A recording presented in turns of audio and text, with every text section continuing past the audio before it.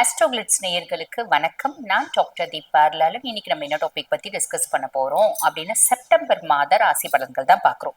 இந்த செப்டம்பர் மாத ராசி பலன்கள் வரிசையில ராசி மேஷ ராசி அன்பர்கள். உங்களுக்கு இந்த செப்டம்பர் மாதம் எப்படி இருக்கு, பிளானட்டரி பொசிஷன்ஸோட உங்களுக்கு பலன் சொல்றேன். அப்பதான் பாருங்க, யாரோ சும்மாவே நீங்க எல்லாம் சொல்றீங்க ஒண்ணுமே நடக்க மாட்டேங்குது உருட்டுறீங்க அப்படியெல்லாம் சொல்ல மாட்டீங்க, சரிங்களா? சரி, உங்களுக்கு ஃபர்ஸ்ட் பாருங்க, மூணாம் பாவம் இளைய சகோதர தைரியஸ்தானத்துல குரு பகவான். பொதுவா தைரியஸ்தானத்துல குரு பகவான் இருக்காரு அப்படின்னும் போது நம்மளோட தைரியமும் தன்னம்பிக்கையும் அதிகமாகும். குரு மறையறாரேன்னு பெருசா கவலைப்பட வேண்டிய அவசியம் இல்லை. காரணம் என்ன அப்படின்னா, நம்ம தம்பி தங்கச்சியினால ஒரு ஆதாயம், சப்போர்ட், அவங்களால நம்மளுக்கு ஒரு பெனிஃபிட், அவங்களால சப்போர்ட் அப்படின்றது பிசிக்கலி இருக்கலாம், மென்டலி இருக்கலாம், எக்கனாமிக்கலி இருக்கலாம். அவங்க நம்மளுக்கு பக்க பலமா இருப்பாங்க. அவங்களோட நல்ல குணங்களும் நல்ல செயல்களும் நம்மளுக்கு சாதகமா இருக்கும் அப்படின்னு சொல்லலாம். இது ஒரு பெரிய பிளஸ். நாலாம் பாவம் சுக தாயார் ஸ்தானத்துல சுக்கிரன், கம்ஃபர்ட் ஜோன்ல சுக்கிரன். அதாவது சுகஸ்தானத்துல சுக்கிரன் அப்படின்னா ஏதோ ஒரு விதத்துல எனக்கு கம்ஃபர்ட் அப்படின்றது கிடைக்கும், எனக்கு அதிர்ஷ்டம் அப்படின்றது கிடைக்கும். ஏதோ ஒரு விதத்துல நான் முன்னே விட இப்ப கம்ஃபர்ட்டா இருக்கேன் அப்படின்ற மாதிரி இருக்கும். எப்படி அப்படின்னா, நான் ஒரு உதாரணத்துக்கு சொல்றேன். எனக்கு கிளினிக் தனியா இருந்துச்சு, வீடு தனியா இருந்துச்சு. என் வீட்ல இருந்து நான் கிளினிக் பாருங்க டெய்லி ஒரு 20 நிமிஷம் டிராவல் பண்ணிட்டு போயிட்டு வரணும். ஆனா அந்த டிராபிக்ல என்ன ஆகுது, எனக்கு ரொம்ப கஷ்டமா இருக்கு டூ வீலர்ல டிராவல் பண்ணிட்டு போயிட்டு வரேன். அதனால நான் என்ன பண்ணேன், என் வீட்டோட கிளினிக் வச்சுட்டேன். அதனால எனக்கு அந்த டிராவல் பண்ற வேலை இல்லை, டென்ஷன் இல்லை, வீட்லயும் வேலை பார்த்துக்கிறேன், நான் கிளினிக்ல பேஷண்ட்ஸையும் பார்த்துக்கிறேன். இந்த மாதிரி ஏதோ ஒரு விதத்துல அவங்கவுங்க செய்யக்கூடிய தொழில்ல ஒரு கம்ஃபர்ட் அப்படின்றது வரும். அதே மாதிரி அம்மானோட சப்போர்ட். அம்மா பாருங்க ஏதோ ஒரு விதத்துல சப்போர்ட் பண்ணுவாங்க. ஒண்ணு மனதளவுல இருக்கலாம், இல்லைன்னா உடல் அளவுல இருக்கலாம், இல்லைன்னா பேச்சளவுல, இல்லைன்னா பாத்தீங்கன்னா எக்கனாமிக்கலி அம்மானோட சப்போர்ட் அப்படின்றது கிடைக்கும். இது செப்டம்பர் மாதம் 14ஆம் தேதி வரைக்கும் இந்த மாதிரி நற்பலன்கள் அப்படின்றது கிடைக்கும். செப்டம்பர் மாதம் 14ஆம் தேதி என்ன ஆகுது, சுக்கிர பகவான் சுகஸ்தானத்துல இருந்து மாறி பூர்வ புண்ணிய ஸ்தானத்துக்கு போயிடுறாரு. பூர்வ புண்ணிய ஸ்தானத்துக்கு போறதுனால பூர்வீகத்துல எனக்கு ஒரு சொத்து இருக்குங்க. அந்த சொத்தை விற்கணும்னு நான் ரொம்ப நாளா ட்ரை பண்ணேன். என்ன முயற்சி பண்ணி அந்த சொத்து வியாபாரமே ஆகல.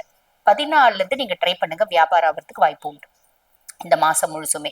அதே மாதிரி பாருங்க, எனக்கு பிள்ளைங்க ரீதியா நிறைய மன கஷ்டம் இருக்குங்க. என் பிள்ளை தான் எனக்கு பெரிய பிரச்சனை, என் பிள்ளை தான் எனக்கு தொல்லை. பிள்ளைன்னு பேர் வச்சதுக்கு பதில் அதை பிள்ளைன்னு சொல்றதுக்கு பதில் தொல்லைன்னு சொல்லலாம். அந்த அளவுக்கு அது ஏதாவது என்ன பாத்தீங்கன்னா இரிட்டேட் பண்ணிட்டே இருக்கு. நான் ஒண்ணுமே பண்ணல, ஒண்ணுமே சொல்றது இல்ல, அதை நீ படின்னு கூட சொல்றது இல்ல, நீ கம்முன்னு இருன்ற வீட்டுல ஒரே சண்டை போடுதுங்க. என் பிள்ளை அமைதியா இருந்தா நல்லா இருக்கும்னு நினைக்கிறேன். உங்க பிள்ளைங்க சார்ந்த மகிழ்ச்சி, உங்க பிள்ளைங்களால நிம்மதி அப்படின்றதும் கிடைக்கும். எங்க என் பிள்ளை மேல நான் ஒரு குறை சொன்னேன், இந்த மாதிரி 1000 குறை இருக்கு அப்படின்னா அதுல எது ரொம்ப பிரதானமா குறையா நீங்க நினைக்கிறீங்களோ அந்த குறையில இருந்து ஒரு விமோச்சனம் அப்படின்றது கிடைக்கும். இது சுக்கிர பகவான் செய்வாரு இந்த செப்டம்பர் மாசம் முழுசும் அப்படின்னா. அப்ப செப்டம்பர் மாசம் முழுசுமே உங்களுக்கு சுக்கிரன் ஃபேவரா இருக்காரு. முதல்ல 4ஆம் பாவத்துல இருந்து ஃபேவர் பண்றாரு, அடுத்து 5ஆம் பாவத்துல இருந்து ஃபேவர் பண்றாரு அப்படின்னு சொல்லலாம். அதுக்கும் மேல செப்டம்பர் மாதம் பாருங்க, 5ஆம் பாவத்துல சூரியன் புதன் பிளஸ் கேது இணைவு பூர்வீக, அதாவது பூர்வ புண்ணியஸ்தானம் புத்திரஸ்தானத்துல. அப்ப பிள்ளைங்களை ஃபாரின் அனுப்பிச்சு படிக்க வைக்கணும்னு ஆசைப்படுறீங்க, அனுப்புறதுக்கான பிராப்தம் உண்டு. என்னோட அதீத புத்திசாலித்தனத்தினாலயோ என்னுடைய டாக்டிக்ஸ்னாலயோ பிள்ளைய நான் சமாதானப்படுத்தினேன். பிள்ளைங்க பாத்தீங்கன்னா எனக்கு பிரச்சனை கொடுக்காத மாதிரி பிள்ளைங்களை நான் டேக்கிள் பண்றேன் இப்படின்ற மாதிரியும் இருக்கும். இது ஒரு பெரிய பிளஸ் இல்லைங்களா? அதுக்கப்புறம் 6ஆம் பாவத்துல செவ்வாய். 6ஆம் பாவத்துல செவ்வாய் செப்டம்பர் மாதம் 13 வரைக்கும் தான் இருக்கு. அப்ப செப்டம்பர் மாதம் 13 வரைக்கும் ஹெல்த்ல கவனம் அப்படின்றது தேவை. வண்டி வாகனம் ஓட்டும் போது கொஞ்சம் காஷியஸா ஓட்டுங்க. என்னோட ராசி அதிபன் 6ஆம் பாவத்துல மறைஞ்சிடுறானே, பெருசா கவலைப்பட வேண்டாம். செப்டம்பரோட, அதாவது செவ்வாயினோட பார்வை உங்க ராசி மேல இருக்கு. ஸோ பெருசா கவலைப்படணும்ன்றது அவசியம் இல்லை. இது 2 விதமா பலன் சொல்லலாம். நிறைய மேஷராசி அன்பர்கள் கடன்ல இருந்து கொஞ்சம் நிவாரணம் அப்படின்றது கிடைக்கும்.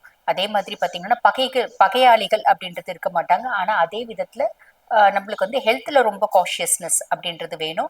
தேவையில்லாத பகையை நீங்க உற்பத்தி கூடாது. புதுசா எல்லார்கிட்டயும் தேவையில்லாம பேசி கோபப்பட்டு ஆத்திரப்பட்டு பகையை உற்பத்தி பண்ணிக்க கூடாது. இது ஒரு விஷயம் ஞாபகம் வச்சுக்கோங்க.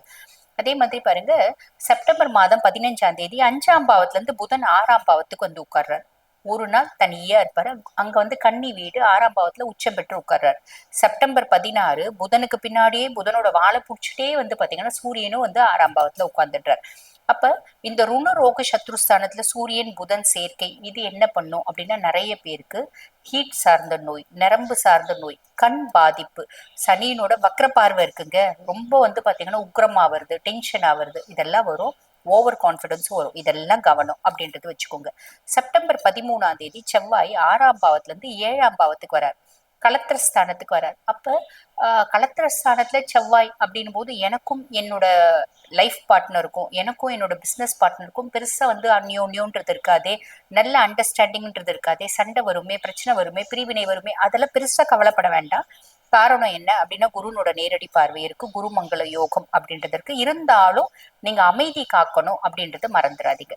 அதுக்கும் மேல லாபஸ்தானத்துல ராகு. நீங்க என்ன தொழில் செய்யறீங்க அப்படின்னாலும் அது நீங்க உப்பு விலிங்க, உப்பு வியாபாரம் பண்ணுங்க, புளி வியாபாரம் பண்ணுங்க, புண்ணாக்கு கூட வியாபாரம் பண்ணுங்க, அதுல லாபத்துக்கு ராகுவே கேரண்டி.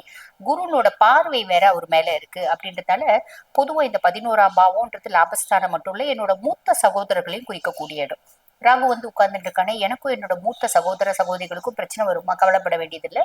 குருனோட பார்வை இருக்கு, குரு சண்டால யோகம் இருக்கு. அப்ப ராகுனால வரக்கூடிய நல்லது மட்டுமே வரும். சனி 7 நாட்டு சனியா இருக்காரு. 7 நாட்டு சனியா இருந்தா என்ன, அவர் தான் வக்ரகதி அடைஞ்சிருக்காருல.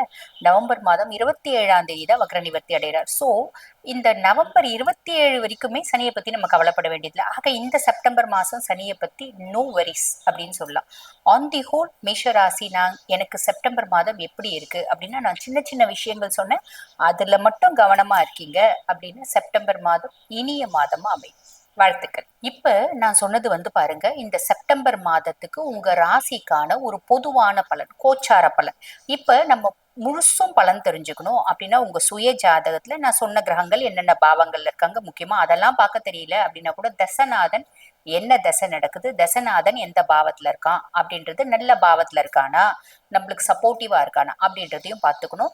தசநாதன் சப்போர்ட்டிவா இருக்கான் அப்படின்னா இந்த விஷயம் எல்லாம் 100% நடக்கும். தசநாதன் பெருசா சப்போர்ட்டா இல்லை அப்படின்னா 50% நடக்கும். ரொம்ப சிம்பிள். இப்ப இந்த பதிவை பார்த்துட்டு இருக்கோங்க, ஆமாம்மா நீங்க சொன்னது கரெக்ட், நாங்க எங்களுக்கு பொருத்தி பார்க்கணும், பார்த்தோம், எங்களுக்கு தெரிஞ்சிருச்சு, அதுக்கும் மேல நாங்க எங்களோட சுய ஜாதகத்தை உங்ககிட்ட நான் அனலைஸ் பண்ணிக்கணும் அப்படின்னு விருப்பப்படுறோம் அப்படின்னா, நான் பேசிட்டு இருக்கும்போது எங்களோட வாட்ஸ்அப் நம்பர் டிஸ்பிளேல கொடுத்துருப்பாங்க, அந்த வாட்ஸ்அப் நம்பருக்கு கால் பண்ணி அப்பாயின்மெண்ட் ஃபிக்ஸ் பண்ணி என்கிட்ட பேசிக்கலாம். தேங்க்யூ.